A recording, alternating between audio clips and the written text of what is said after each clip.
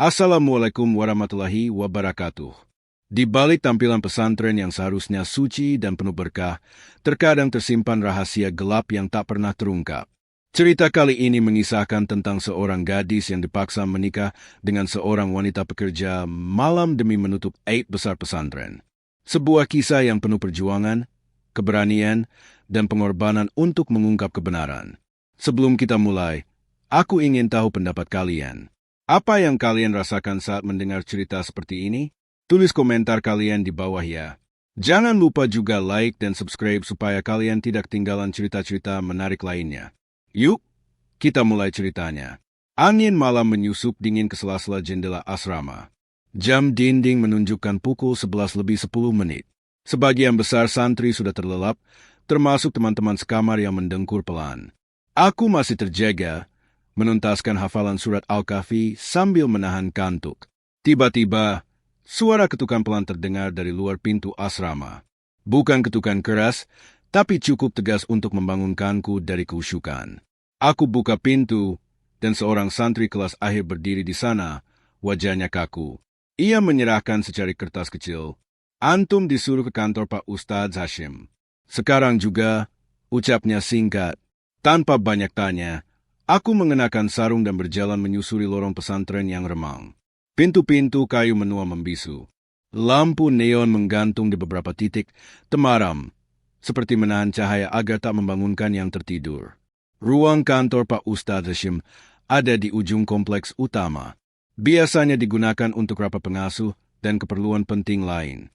Aku mengetuk pintu perlahan. Suara dari dalam mempersilakan masuk. Ilham, duduk. Pak Ustadz Hashim duduk di belakang meja, mengenakan gamis putih dan peci hitam. Sorot matanya tajam malam itu berbeda dari biasanya. Di sampingnya, ada seorang pria parubaya dengan jas hitam, dan di belakangnya berdiri seorang wanita muda yang wajahnya setengah tertutup kerudung. Aku tak mengenalnya. Ia diam, tertunduk. Kamu tahu, Ilham, kata Pak Ustadz, setiap pesantren pasti diuji. Dan saat ujian datang, hanya yang paling sabar yang bisa menjaga kehormatan. Aku mengangguk, belum paham arah pembicaraan. Perempuan di belakangmu bernama Ayu. Dia baru saja dibawa ke sini oleh tim kami dari tempat yang tidak layak disebut. Ia ingin bertobat, tapi sebelum itu, ada satu hal penting. Aku melirik sekilas ke perempuan itu. Wajahnya cantik, tapi menyimpan kesedihan yang dalam. Seperti seseorang yang dipaksa berjalan melewati jalan yang tak ia pilih. Kami minta kamu menikahinya. Ilham, malam ini juga. Jantungku seakan berhenti berdetak. Kepalaku seketika panas, tapi tubuhku membeku. Aku pikir aku salah dengar. Tapi tidak. Kalimat itu baru saja keluar dari mulut seorang ustadz yang selama ini kusebut guru, pembimbing, bahkan pengganti ayah. Kenapa saya, Pak Ustadz? Wajah beliau menegang. Karena kamu bersih. Kamu santri terbaik. Dan kami butuh itu untuk menutup sesuatu yang bisa menghancurkan nama pesantren ini. Ruang itu jadi hening. Hanya suara detak jam dinding yang terdengar, menyeret setiap detiknya bagai palu godam. Aku menoleh ke arah perempuan itu. Mata kami bertemu, tapi bukan cinta yang kulihat. Hanya luka. Langit belum sepenuhnya gelap. Sisa suara jangkrik terdengar dari kebun belakang pesantren. Di dalam aula kecil di samping kantor pengasuh, lampu gantung menyala redup. Aku duduk di depan meja panjang berlapis taplak putih. Di seberangku, Ayu duduk kaku. Dua saksi dari Dewan Guru sudah hadir, bersama seorang penghulu yang tak ku kenal, mengenakan masker dan berbicara seperlunya. Tak ada dekorasi, tak ada keluarga, tak ada senyum atau tawa. Yang ada hanya tatapan dingin dan kertas-kertas yang harus ditandatangani secepat mungkin. Apa kamu ridha, Ilham, menikah dengan Ayu binti Salama dengan mahar seperangkat alat salat dan hafalan surat Ar-Rahman? Suaraku nyaris tercekat saat menjawab, tapi entah karena kanan atau keterpaksaan, lidahku seperti tak punya kuasa menolak. Ridha? Kataku pelan. Di saat yang sama, dari pojok aula, Pak Ustadz Hashim berdiri sambil memeluk map hitam di dadanya. Matanya tidak berkedip, seolah memastikan tak ada celah yang bisa membuat akad ini gagal. Setelah akad selesai, Aku menandatangani surat yang disodorkan penghulu. Ayu juga melakukannya tanpa suara. Tidak ada ucapan selamat. Tidak ada anggukan hormat. Semua orang hanya saling pandang lalu bubar dalam diam. Ayu dibawa masuk ke kamar kecil dekat ruang guru. Katanya untuk beristirahat. Aku kembali ke asrama tanpa tahu harus merasa apa. Bukan hanya kaget, tapi lebih dari itu. Seperti sedang mengubur hidup-hidup kehendakku sendiri. Esok paginya, kabar pernikahanku belum terdengar ke telinga santri lain. Semua terasa seperti mimpi buruk yang disembunyikan rapat-rapat. Pak Ustadz bahkan memberiku dispensasi selama 3 hari dari kegiatan pondok. Katanya, agar aku fokus menyesuaikan diri dengan istri baru. Tapi malam pertama tak seperti yang orang bayangkan. Tidak ada cahaya lilin. Tidak ada tawa malu-malu. Yang ada hanyalah 2 orang asing yang duduk berseberangan dalam kamar kecil beraroma karbol. Ayu memeluk lututnya di ujung ranjang, sementara aku duduk di kursi dekat jendela. Aku tahu kamu dipaksa, ucapnya lirih. Aku diam, dan aku juga. Aku enggak minta ini. Tapi mereka bilang, kalau aku enggak mau, aku bakal dikirim ke tempat yang lebih parah dari neraka. Aku memandangnya. Untuk pertama kalinya, aku melihat ketakutan asli di wajahnya. Bukan kesedihan biasa, tapi semacam trauma yang disimpan terlalu lama. Mereka siapa? Tanyaku pelan. Ayu menoleh, menatapku dengan mata basah. Tapi sebelum menjawab, suara ketukan terdengar dari balik pintu. Pak Ustadz Hashim berdiri di sana, kali ini tanpa senyum. Wajahnya kaku, seperti batu. Di tangannya ada amplop coklat tebal. Ada yang perlu kamu lihat, Ilham, katanya singkat. Tapi jangan kamu ceritakan pada siapapun. Bahkan istrimu. Aku membuka amplop itu perlahan. Tangan Pak Ustadz Hashim masih menggenggam erat sisi atasnya seolah tak rela dilepas begitu saja. Begitu isinya terlihat, bulu kuduku langsung berdiri. Di dalamnya ada satu flash disk berwarna hitam dan beberapa lembar foto Polaroid. Foto-foto itu buram, seperti diambil dari kamera pengintai. Tapi cukup jelas menampilkan sosok seorang pria berjubah putih keluar dari sebuah rumah kecil di pinggiran kota. Di sisinya, seorang perempuan muda menyusul dari balik pintu, hanya mengenakan pakaian tidur tipis. Wajahnya disensor, tapi gerak tubuhnya tak bisa disalahartikan. Kenal dengan tempat ini? Tanya Pak Ustadz. Aku menggeleng. Itu rumah milik salah satu tokoh pesantren besar. Dan pria itu, salah satu nama yang kamu hafal dalam struktur yayasan kita. Aku memandangi foto-foto itu dengan perasaan tak karuan. Ini bukan sekadar gosip. Ini barang bukti. Kamu pikir ini semua tentang kamu dan Ayu? Tidak, Ilham. Ini lebih besar dari yang kamu kira. Ayu adalah kunci.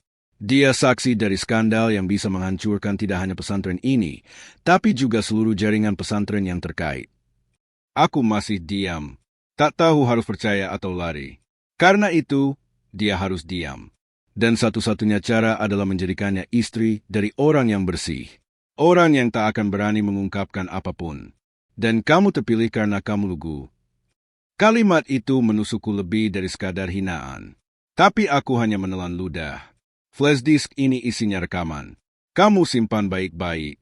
Tapi jangan pernah sekalipun menyalinnya. Aku hanya mengangguk. Tak tahu harus berkata apa. Setelah Pak Ustadz pergi, aku duduk lama di tepi ranjang. Ayu menatapku dengan mata penuh tanya. Tapi aku hanya berkata pendek.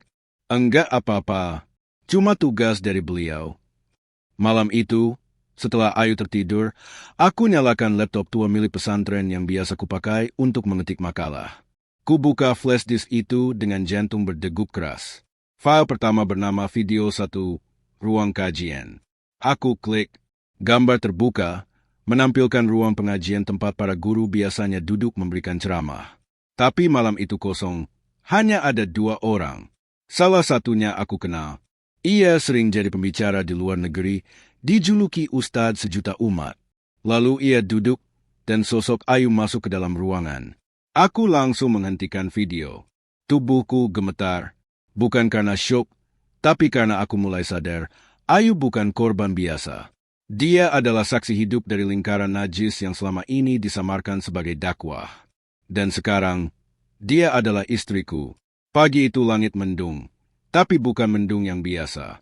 Seolah awan ikut menyimpan beban rahasia yang menggunung di pundakku. Di dapur kecil belakang kantor guru, Ayu sedang menyapu lantai sambil sesekali memandangi jendela. Aku melihatnya dari kejauhan, tak tahu harus bicara apa. Setelah kejadian semalam, aku belum tidur. Mataku masih sembab karena terlalu lama terpaku pada rekaman-rekaman dalam flash disk.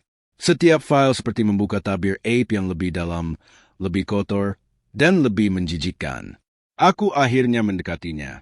Ayu, kamu udah tahu semua, ya? Tanyaku pelan. Dia mengangguk. Aku lihat semua itu dengan mata kepala sendiri. Bahkan lebih dari yang ada di rekaman. Tapi mereka bilang, kalau aku bicara, aku bisa hilang. Beneran hilang. Gak bakal ditemukan siapapun. Wajahnya pucat, bibirnya kering.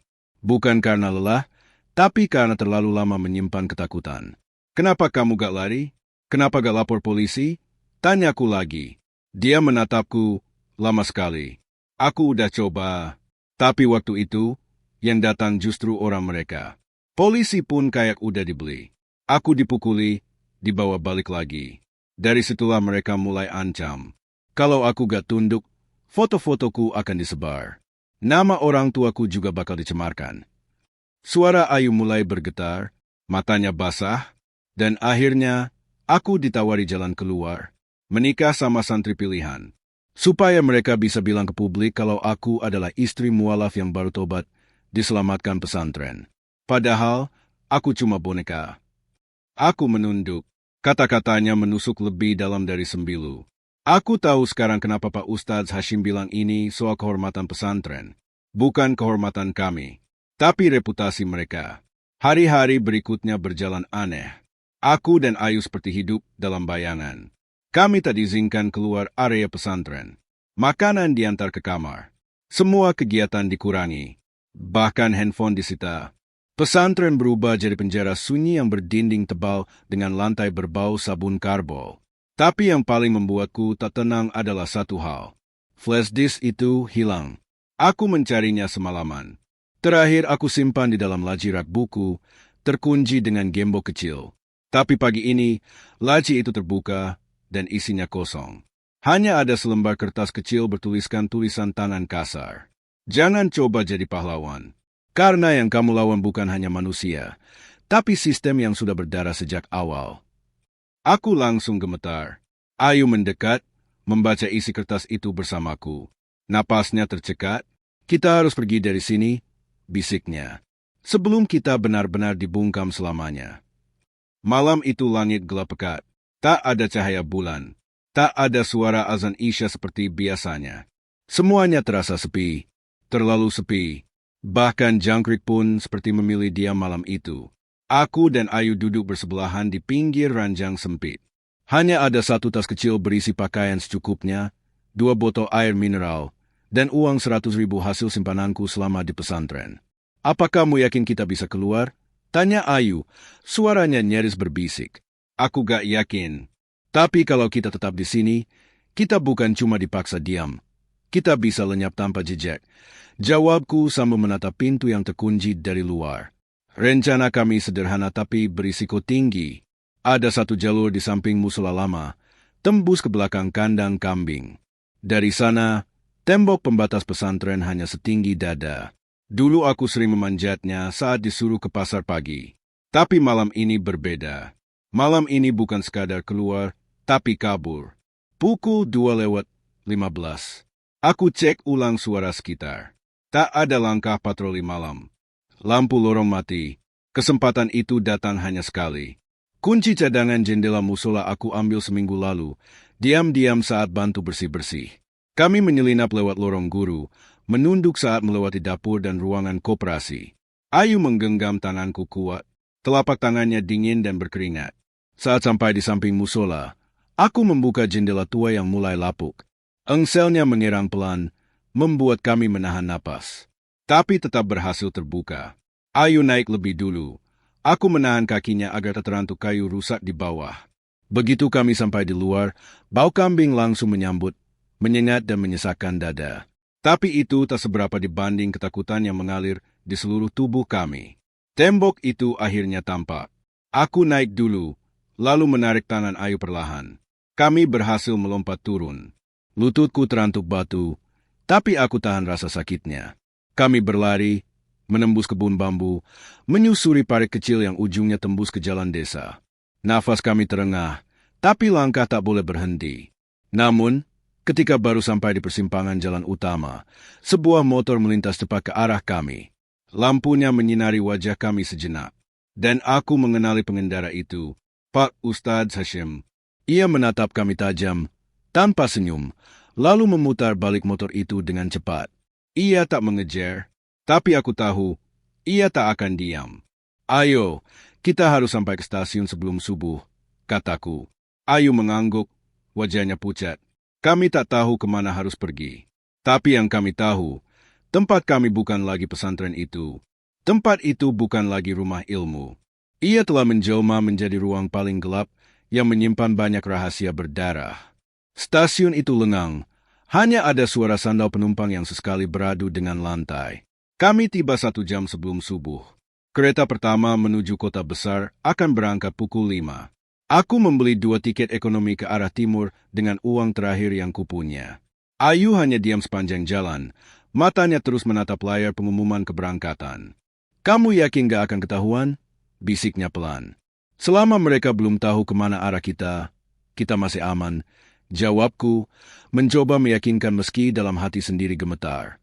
Kami duduk di kursi tunggu ujung, agak jauh dari ruang utama. Ayu mengenakan kerudung lebar milik ibu warung yang kami pinjam di desa terakhir, sementara aku menyembunyikan wajah di balik topi lusuh bekas. Setiap orang yang lewat membuat kami waspada. Kami tak bicara, hanya saling menatap dengan bahasa mata. Begitu kereta datang, kami masuk cepat. Gerbong 3 hampir kosong. Hanya ada seorang ibu dengan anak kecil, 2 pria pekerja pabrik, dan seorang lelaki tua yang tidur dengan kepala tertunduk. Kami memilih bangku belakang, duduk rapat-rapat di sisi jendela. Beberapa menit setelah kereta berjalan, aku mulai merasa tenang. Tapi ketenangan itu tak bertahan lama. Dari kaca jendela yang buram, aku melihat seseorang berdiri di ujung peron, menatap ke arah kami.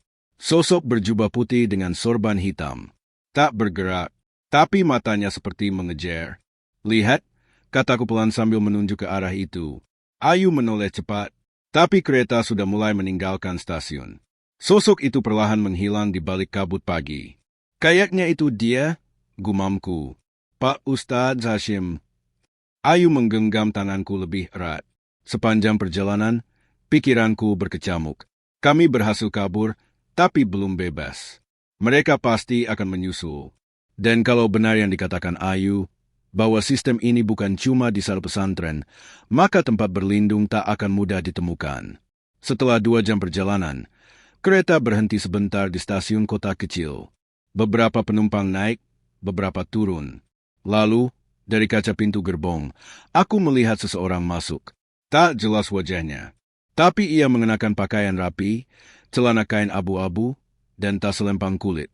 Ia berjalan pelan, menoleh kanan dan kiri, seperti mencari sesuatu. Aku langsung menunduk. Ayu ikut menunduk, menarik kerudungnya lebih rapat. Lelaki itu berjalan melewati kursi kami. Tapi sebelum benar-benar lewat, ia berhenti sebentar. Lalu menatap lurus ke arah kami. Jantungku berdegup makin kencang. Bang, ini tiketnya jatuh, katanya sambil menunjuk selembar tiket di lantai, bukan milikku. Aku pura-pura mengangguk, mengambil tiket itu, lalu berterima kasih cepat. Lelaki itu pun melanjutkan langkah. Tapi saat aku menoleh ke belakang, dia duduk 2 baris di belakang kami. Sendirian, dan matanya tak lepas dari punggung kami. Ayu membisik, Ilham, aku rasa dia bukan penumpang biasa. Aku mengangguk pelan. Kita gak bisa tidur malam ini. Kita harus siap kalau suatu waktu harus turun sebelum sampai tujuan. Karena di gerbong ini, mungkin kita bukan cuma penumpang. Pukul 8 pagi, kami akhirnya turun di sebuah stasiun kecil yang sepi, di tengah kota yang asing. Langit mulai terang, tapi hati kami gelap.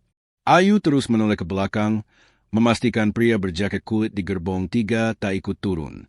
Kami berjalan cepat keluar dari stasiun, lalu menyelinap masuk ke ganggang sempit, menyusuri lorong demi lorong sampai napas terasa sesak. Kami berhenti di dekat musola tua yang pintunya belum dibuka. Di bawah pohon mangga besar, kami duduk menahan lelah. Aku membuka botol air terakhir, menyerahkannya ke Ayu. Ilham, katanya pelan, aku takut kalau kita tertangkap, aku gak tahu apa yang akan mereka lakukan. Aku mengangguk pelan, lalu menatap jalanan yang mulai ramai. Tiba-tiba mataku tertuju pada seorang perempuan yang berdiri di seberang warung. Dia mengenakan gamis panjang dan jilbab hitam. Wajahnya agak samar, tapi aku merasa pernah melihatnya. Saat dia menoleh ke arah kami, aku sadar. Itu Siska. Siska adalah salah satu pengajar wanita di pesantren. Tapi kabarnya, 2 bulan lalu dia pindah mendadak. Katanya menikah dengan seorang pengusaha dan ikut suaminya keluar kota. Tapi kenapa dia ada di sini?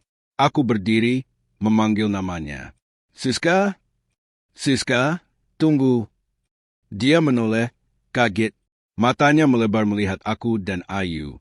Tapi kemudian ia berlari cepat menuju gang belakang. Tanpa pikir panjang, aku mengejarnya. Ayu ikut berlari di belakangku. Kami menemukan Siska berhenti di sebuah teras rumah kecil. Nafasnya terengah. Ilham, astagfirullah, kalian masih hidup? Kenapa kamu kabur? Tanyaku. Dia menunduk, lalu menangis. Aku kira kalian udah hilang. Aku kira mereka udah menghabisi kalian. Ayu menarik lengan bajunya. Siska, kamu juga korban mereka? Siska mengangguk. Aku dulu seperti Ayu. Tapi karena aku dianggap bisa patuh, mereka naikkan statusku jadi guru. Padahal, aku masih tetap dalam cengkraman mereka. Seluruh hidupku mereka kendalikan. Aku pura-pura menikah, pura-pura bahagia. Tapi setiap malam, aku cuma boneka. Tangisnya pecah, tubuhnya gemetar. Mereka itu bukan cuma jaringan dalam satu pesantren. Mereka punya lingkaran. Ada tokoh-tokoh agama besar di belakangnya. Ada aparat yang dilibatkan, bahkan beberapa pejabat. Semua yang mencoba bongkar menghilang. Aku dan Ayu saling pandang. Dunia kami makin goyah. Siska melanjutkan, aku bisa bantu kalian sembunyi sebentar. Tapi gak bisa lama. Mereka pasti cari kalian kemana-mana. Dan kalau tahu aku bantu, aku juga habis. Kita gak bisa terus lari, kataku. Siska menatapku tajam. Lalu kamu mau apa? Lawan mereka? Itu bukan hal yang bisa dilakukan 2 orang tanpa kuasa. Aku menarik napas panjang. Tapi ada satu hal yang belum mereka tahu.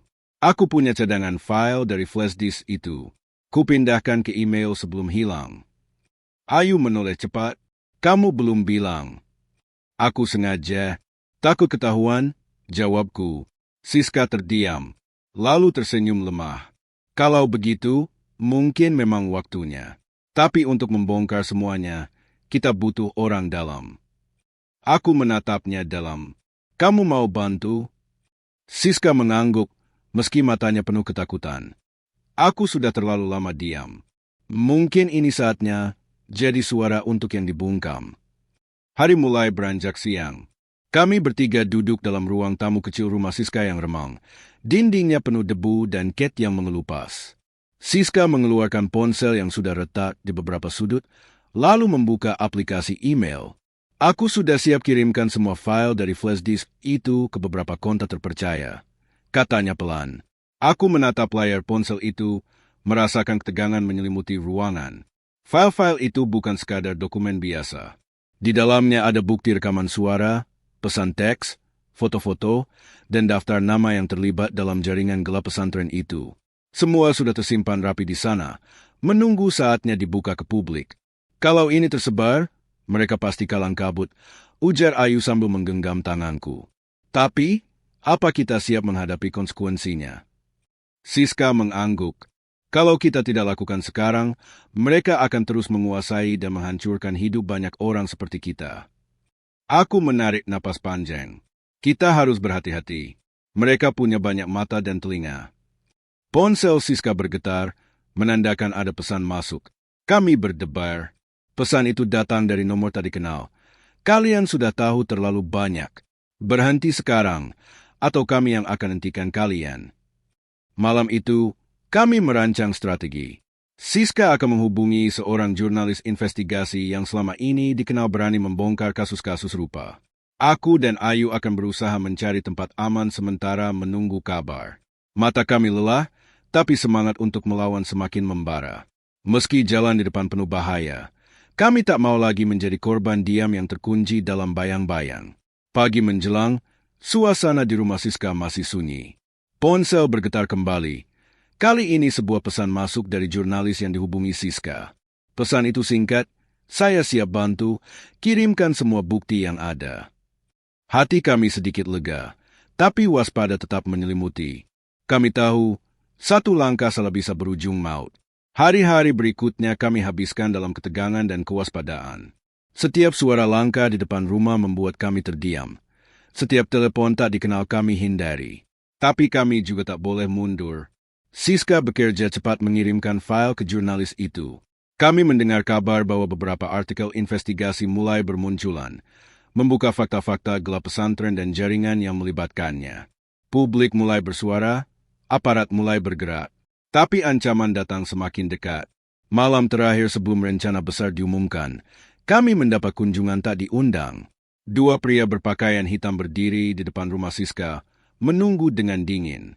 Aku, Ayu, dan Siska berpegangan tangan, siap menghadapi apapun. Tapi kami tahu, cahaya kecil yang kami nyalakan ini bisa memicu badai. Malam itu sunyi, hanya terdengar bisikan angin dan detak jantung kami yang berdentam kencang. Dua pria berpakaian hitam itu semakin mendekat. Langkah mereka pasti dan tanpa ampun. Aku merasakan bagaimana Ayu menggenggam tanganku lebih erat, seolah itu satu-satunya jangkar keselamatan yang kami punya. Tiba-tiba, pintu rumah terbuka dari dalam. Seorang pria muncul, mengenakan jas lusuh tapi wajahnya tegap dan penuh ketegasan. "Kalian siapa? Apa urusan kalian di sini?" Suaranya dalam dan tegas. Pria-pria hitam itu berhenti, saling bertatapan. Salah satu dari mereka mengangkat tangan, menunjukkan sesuatu yang membuat kami terkejut, sebuah surat perintah penangkapan atas nama kami. "Ini perintah dari atasan kami. Kalian diduga terlibat dalam penyebaran fitnah dan pengancaman terhadap pesantren dan tokoh agama," ujar pria yang memegang surat itu. Namun, pria yang membuka pintu itu menatap tajam, kemudian berkata, "Saya tidak percaya begitu saja. Saya akan bawa mereka ke tempat aman dan mencari keadilan sejati." Kami merasa ada secercah harapan muncul di tengah kegelapan yang selama ini membayangi. Perlawanan kami belum berakhir, tapi ini adalah titik balik yang menentukan. Langkah demi langkah, kami mulai berjalan menuju masa depan yang belum pasti, tapi penuh keberanian dan keyakinan. Pagi itu, kami meninggalkan rumah Siska dengan ditemani pria yang berani menentang kegelapan. Kami naik mobil yang sudah disiapkan, melaju jauh dari kota yang penuh bayang-bayang. Dalam perjalanan, aku melihat Ayu dan Siska saling berpegangan tangan, menyiratkan keberanian yang tumbuh dari luka dan harapan. Meski tantangan masih panjang, kami tahu satu hal, kejujuran dan keberanian akan membuka jalan bagi yang benar. Flash disk berisi bukti-bukti kejahatan itu kini dalam tangan yang tepat, dan suara kami mulai didengar. Dalam gelap malam yang panjang, ada cahaya kecil yang tak pernah padam. Itulah keyakinan kami, untuk melawan dan bangkit demi kehidupan yang lebih baik. Beberapa minggu setelah peristiwa itu, hidup kami mulai sedikit tenang. Meski begitu, bayang-bayang masa lalu masih terus menghantui. Ayu sering terdiam menatap jauh keluar jendela, seolah mencari sesuatu yang tak terlihat. Aku dan Siska berusaha menguatkan satu sama lain.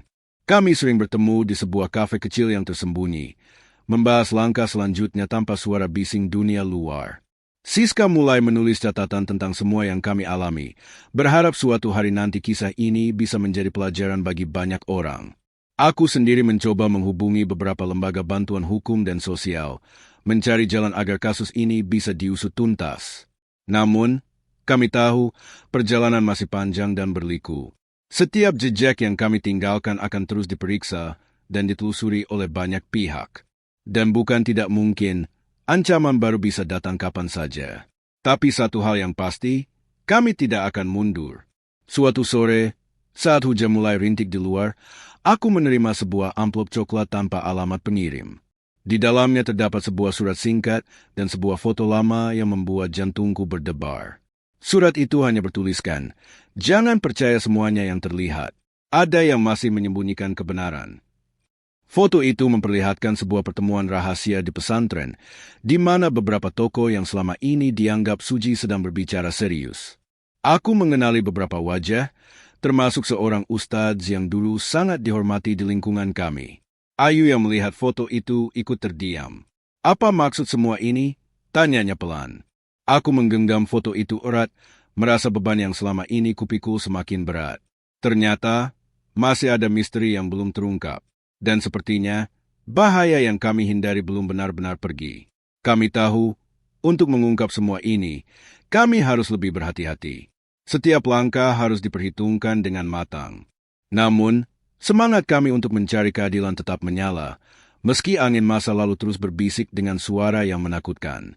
Malam semakin larut, tapi pikiranku tak bisa berhenti berputar. Foto dan surat misterius itu kini menjadi beban sekaligus kunci yang harus kami pecahkan.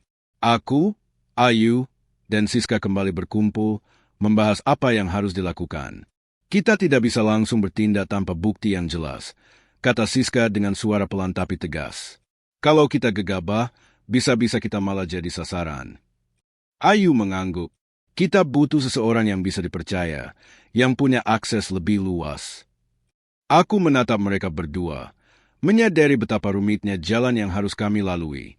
Tapi aku tahu, kami sudah terlalu jauh untuk mundur. Kami mulai merencanakan strategi baru, mencari cara agar bisa menyelidiki lebih dalam tanpa diketahui pihak yang ingin menyembunyikan kebenaran. Setiap langkah harus ditempuh dengan hati-hati, karena bayang-bayang selalu mengintai di setiap sudut. Di tengah ketidakpastian, tekad kami tetap membara. Keadilan adalah api yang tak boleh padam, meskipun angin gelap mencoba memadamkannya. Suatu hari, saat kami sedang berkumpul di sebuah warung kopi yang sepi, seorang pria parubaya menghampiri meja kami. Wajahnya tampak lelah tapi matanya menyimpan kedalaman cerita. "Aku dengar kalian sedang mencari kebenaran," katanya pelan. "Aku tahu banyak hal yang belum kalian ketahui." Siska menatap pria itu dengan waspada. "Siapa Anda? Dan bagaimana Anda tahu tentang kami?" Pria itu menarik napas panjang. "Namaku Pak Hasan. Dulu aku bagian dari pesantren itu, tapi aku memilih keluar setelah melihat banyak hal yang tidak benar." Kami saling bertukar pandang. Mungkinkah dia bisa menjadi kunci untuk membuka misteri yang selama ini tertutup rapat? Pak Hasan mulai bercerita perlahan, mengungkap rahasia-rahasia kecil yang terpendam di balik dinding pesantren. Ceritanya membuat bulu kuduk meremang, tapi juga memberi kami secercah harapan baru. Namun, kami tahu menerima bantuan dari orang luar bukan tanpa risiko. Tapi demi keadilan, kami siap melangkah lebih jauh. Pak Hasan membawa kami ke sebuah gudang tua di pinggiran kota. Di sana, ia menunjukkan dokumen dan rekaman suara yang selama ini disembunyikan. Semua bukti itu menguatkan apa yang sudah kami duga. Siska mengambil salah satu dokumen dengan hati-hati. Ini bisa jadi senjata utama kita. Namun, saat kami sedang asyik melihat bukti, terdengar suara langkah kaki mendekat. Kami bersembunyi di balik tumpukan kayu dan kotak-kotak usang. Seorang pria bertubuh besar masuk ke dalam gudang, berbicara lewat telepon. Mereka sudah terlalu dekat. Pastikan mereka tidak bisa lagi mengacaukan rencana kita. Jantung kami berdegup kencang. Bahaya semakin nyata dan semakin dekat. Kami tahu, dari sini, perjuangan kami bukan hanya soal mengungkap kebenaran, tapi juga mempertahankan hidup. Setelah berhasil keluar dari gudang dengan bukti di tangan, kami kembali ke tempat aman dengan perasaan campur aduk. Ketakutan dan keberanian beradu dalam dada kami, membentuk sebuah tekad yang semakin kuat. Di dalam gelap malam yang sunyi, aku menatap langit yang dipenuhi bintang. Rasanya seperti dunia menyimpan rahasia yang hanya bisa diungkap oleh mereka yang berani mencari. Ayu menggenggam tanganku, memberikan kekuatan tanpa kata. Siska sibuk menulis rencana untuk langkah selanjutnya, memastikan kami tidak tersandung jebakan. Malam itu, kami berjanji untuk tidak menyerah. Meski bayang-bayang mengintai, kami percaya bahwa kebenaran akan menemukan jalannya, meski harus melewati lorong gelap dan berliku. Perjuangan ini belum usai. Malam ini hanya sebuah permulaan. Pagi berikutnya, kabar buruk datang dari seorang teman dekat yang juga mengawasi situasi kami. Ia memberitahu bahwa ada kelompok yang mulai bergerak mencari kami dengan intensitas tinggi. Kami harus lebih berhati-hati, katanya melalui telepon berbisik. Mereka sudah tahu jejak kita. Siska mulai mengatur jadwal pertemuan yang lebih tersembunyi. Kami harus mengurangi aktivitas di tempat umum dan memperbanyak komunikasi lewat jalur yang aman. Meski ketakutan menghantui, tekad kami tidak goyah. Kami tahu betul bahwa jika menyerah sekarang, semua pengorbanan selama ini akan sia-sia. Kita harus terus maju, meski sinyal bahaya semakin nyata dan mendekat. Dalam sebuah pertemuan rahasia di sebuah rumah kosong di pinggiran kota, kami bertemu dengan seseorang yang selama ini hanya kami dengar namanya. Ia adalah seorang aktivis yang selama bertahun-tahun mengungkap kasus-kasus korupsi dan kejahatan tersembunyi di berbagai lembaga.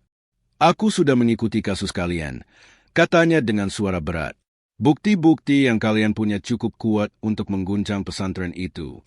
Tapi kalian butuh dukungan yang lebih besar. Siska mengangguk serius. Kami butuh bantuan untuk menghubungkan kasus ini dengan aparat hukum yang bisa dipercaya. Aktivis itu menawarkan jalur pengacara dan media massa yang siap membantu. Namun, ia juga mengingatkan risiko yang bakal kami hadapi semakin besar. Tapi ingat, kalian tidak sendiri. Banyak orang yang peduli dan siap berdiri bersama kalian. Malam itu, harapan tumbuh lagi di antara kami. Jalan menuju keadilan memang penuh bahaya, tapi kami tidak akan mundur. Dengan dukungan aktivis itu, kami mulai menyusun rencana matang untuk membawa kasus ini ke publik. Setiap bukti dan kesaksian dikumpulkan, disusun dalam dokumen yang siap diserahkan ke lembaga yang berwenang. Siska menjadi juru bicara, sementara aku dan Ayu fokus menghubungi saksi-saksi lain yang selama ini takut bicara. Kami menyadari bahwa ini adalah langkah terakhir yang penuh risiko, tapi juga satu-satunya cara untuk membuka tabir kebohongan. Malam-malam panjang dihabiskan untuk berdiskusi dan mempersiapkan segala sesuatunya. Rasa takut ada, tapi semangat dan keinginan untuk keadilan jauh lebih besar. Kami tahu, setelah ini, hidup kami mungkin tidak akan pernah sama lagi. Tapi demi kebenaran dan keadilan, kami siap menanggung segala konsekuensi. Hari yang ditunggu akhirnya tiba. Kami mengatur pertemuan dengan wartawan dan perwakilan lembaga hukum di sebuah gedung yang aman. Semua bukti, rekaman, dan dokumen kami serahkan dengan penuh harap. Ketegangan terasa di udara, namun kami tetap tenang. Setiap kata yang kami ucapkan menjadi saksi dari perjalanan panjang yang penuh perjuangan dan air mata. Setelah pertemuan itu, kabar mulai menyebar. Masyarakat mulai sadar bahwa ada kegelapan yang harus diterangi. Tekanan kepada pihak pesantren semakin kuat. Meski tantangan masih menanti, hari itu menjadi awal dari sebuah perubahan yang tak terelakkan. Berita tentang kasus pesantren itu menyebar luas, memicu gelombang dukungan dari berbagai kalangan. Banyak orang mulai berdiri bersama kami, menyuarakan keadilan dan kebenaran. Media massa terus mengawal perkembangan kasus, membuka ruang bagi para korban lain untuk berbicara. Kami menerima banyak pesan dan bantuan, baik moral maupun material. Ayu, Siska, dan aku menjadi simbol keberanian, meski bayang-bayang ancaman masih terus mengintai. Namun, dukungan yang terus mengalir membuat kami semakin yakin bahwa perjuangan ini tidak sia-sia. Perjuangan kami mulai membuka mata banyak orang tentang pentingnya keberanian dan kejujuran, bahkan di tempat yang seharusnya menjadi sumber kebaikan. Meski dukungan semakin besar, bayangan ancaman tidak pernah benar-benar hilang. Beberapa kali kami menerima pesan-pesan misterius yang memperingatkan untuk berhenti. Suatu malam, saat aku pulang sendirian, suara langkah di belakangku membuat jantungku berdebar. Aku mempercepat langkah, tapi bayangan itu terus mengikutiku sampai ke rumah. Ayu dan Siska juga merasakan hal yang sama. Kami sadar, perjuangan ini bukan hanya tentang membuka kebenaran, tapi juga bertahan hidup. Namun, ketakutan itu tidak memadamkan semangat kami. Justru, ia menjadi pengingat bahwa jalan ini penuh bahaya dan harus ditempuh dengan hati-hati dan keberanian. Seminggu setelah ancaman itu, pesan yang kami terima berubah menjadi tindakan nyata. Rumah Siska disatroni oleh orang tak dikenal saat kami sedang tidak di tempat. Barang-barang berharga hilang, dan suasana menjadi penuh ketakutan. Kami berkumpul kembali dengan perasaan campur aduk. Rasa aman yang selama ini kami miliki hancur seketika. Ini bukan lagi soal keberanian, tapi tentang keselamatan hidup kami. Namun, Di tengah kegelapan itu, tekad kami untuk mengungkap kebenaran justru makin membara. Kami sadar keadilan bukan hanya hak, tapi juga tanggung jawab. Langkah kami semakin berat, tapi tidak akan pernah mundur. Meski ancaman semakin nyata, kami tak membiarkan rasa takut menguasai. Dengan bantuan aktivis dan teman-teman baru, kami mulai membentuk komunitas kecil yang siap melindungi satu sama lain. Kami juga melibatkan tokoh masyarakat dan lembaga yang peduli untuk memperkuat posisi kami. Setiap langkah diambil dengan perhitungan agar tidak membahayakan siapapun. Dalam kegelapan, kami menemukan cahaya kecil yang menjadi sumber kekuatan. Harapan untuk keadilan dan perubahan menjadi api yang terus kami jaga. Perjuangan kami belum selesai, tapi semangat kami tidak akan padam. Semua persiapan sudah kami lakukan dengan matang. Hari ini kami akan menghadiri sidang perdana di pengadilan dengan penuh harap dan kecemasan. Bukti-bukti yang kami kumpulkan akan diuji di depan hukum. Aku menatap Ayu dan Siska, melihat tekad di mata mereka yang sama kuatnya dengan milikku. Kami tahu, ini bukan hanya tentang kami, tapi tentang banyak jiwa yang selama ini terbungkam. Langkah ini mungkin berat dan penuh risiko, tapi kami percaya bahwa kebenaran akan memenangkan pertempuran. Dengan doa dan keyakinan, kami melangkah menuju hari yang menentukan. Sidang perdana berlangsung dengan ketegangan yang luar biasa. Semua pihak berkumpul, menyaksikan bagaimana bukti-bukti dan kesaksian kami mulai membuka tabir gelap yang selama ini disembunyikan. Siska tampil sebagai saksi utama, dengan suara yang tenang namun penuh keyakinan. Ayu dan aku mendukung di belakang, merasakan getaran harapan yang perlahan tumbuh. Para hakim mendengarkan dengan seksama, sementara para pendukung dan lawan saling beradu argumen. Hari itu bukan akhir, tapi awal dari perjalanan panjang keadilan yang mulai bergaung dan tidak bisa diabaikan lagi. Meski sidang sudah berjalan, tekanan dari pihak pesantren dan pendukungnya mulai terasa nyata. Berbagai cara ditempuh untuk menggagalkan proses hukum ini. Kami menerima laporan bahwa ada upaya untuk mempengaruhi saksi dan bahkan aparat yang terlibat dalam kasus ini. Ancaman dan intimidasi menjadi bagian dari setiap langkah kami. Namun, kami tetap teguh dan saling menguatkan. Perlawanan itu bukan hanya soal hukum, tapi juga pertarungan moral yang menentukan masa depan banyak orang. Kami tahu, di balik bayang-bayang itu, kebenaran harus terus diperjuangkan. Dalam kekacauan yang terus terjadi, sebuah kesempatan muncul dari sebuah kesalahan pihak lawan yang tidak disengaja. Sebuah dokumen penting yang sebelumnya disembunyikan tiba-tiba bocor dan tersebar ke publik. Berita ini menjadi titik balik yang tak terduga. Banyak orang yang sebelumnya ragu mulai membuka mata dan memberikan dukungan nyata kepada kami. Siska segera memanfaatkan momentum ini untuk menguatkan posisi kami dalam sidang dan di mata masyarakat. Situasi semakin dinamis, dan harapan akan keadilan semakin nyata meski tantangan masih menghadang. Dengan bukti baru yang terbuka ke publik, gelombang dukungan semakin besar dan tak terelakkan. Tekanan kepada pihak pesantren meningkat drastis, membuat mereka harus mulai merespons secara terbuka. Media massa terus mengawal perkembangan kasus ini dengan intens, menyuarakan suara korban dan mendukung penegakan keadilan. Kami merasakan energi baru yang menguatkan setiap langkah kami. Kebenaran mulai menggetarkan pondasi kebohongan yang selama ini berdiri kokoh. Perjuangan ini belum berakhir, tapi kekuatan kebenaran kini menjadi tameng terkuat kami.